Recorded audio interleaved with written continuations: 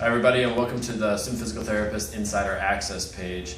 Today we're going to go over a self-management case study that I kind of performed on myself.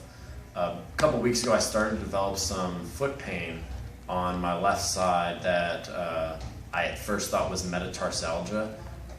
It was located kind of over my second and third metatarsals, especially with push-off, and was changing the way that I was walking and really limited my exercise as well. I initially started treating it through that metatarsalgia perspective, but then I had to change my treatment just because I wasn't responding and I noticed some different things. So first I want to go over just how I presented gait-wise, in case you start to see something like that. So I really had an antalgic gait pattern. And like I said, it was the push-off that was really causing my pain right under in the MTP, the second and third metatarsal.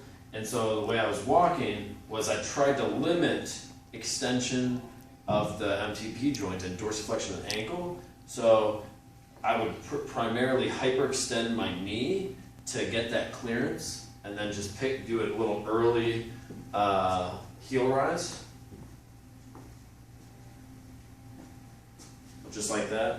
And what it was doing basically was limiting how much MTP extension was occurring.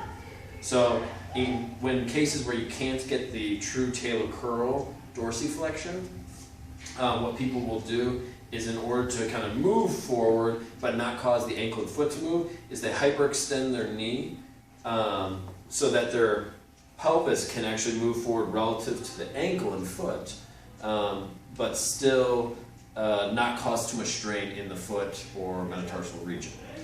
So that was the primary one. Then you get that sort of trunk lean as well. So obviously that wasn't helping my pain situation. And in wearing shoes that limited the flexibility in the MTP joint for a few days, I wasn't really seeing too much progress. What I started to notice was that my pain was the worst when I was sit for a while, and especially if it was sitting with bad posture, when I started to get up after that. So I had no pain when my foot had no weight bearing, but I noticed that if I was sitting for a while, that it started to get worse. And I also noticed some clicking at end range push off too, just like there, if I tried to emphasize it, which made me think maybe it was a neuroma. I don't typically like to treat based on pathoanatomically, but I kept in mind, like, oh, if it's potentially neuroma, that means definitely we got to worry about the nervous system as well. So since I noticed that the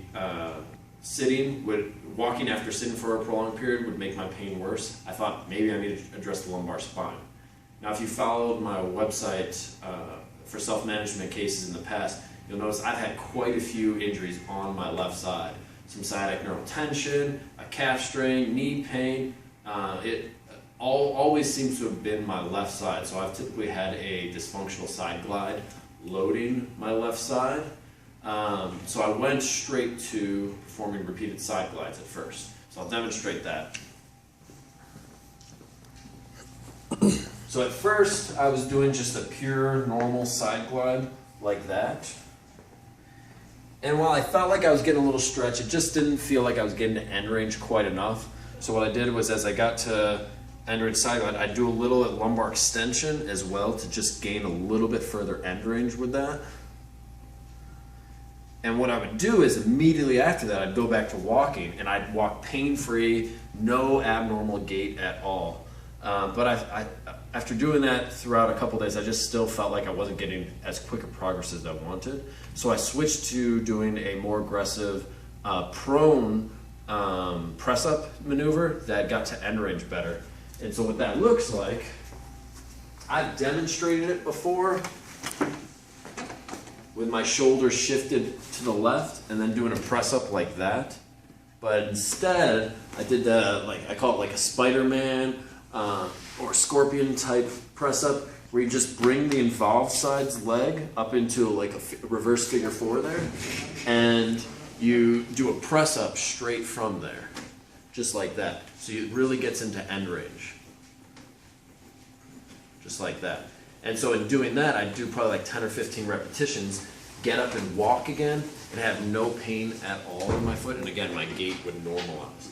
So it's kind of a variation of just how you can address some of your side glide dysfunctional patients, but also if you have a patient that everything's presenting as if it is a true foot issue, that you need to address the spine as well, because they may not be responding to just a localized treatment.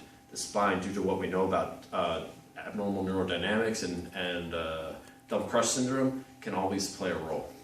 One last thing that I want to go over is the need to kind of continue to address the dysfunctional motion in the local region as well.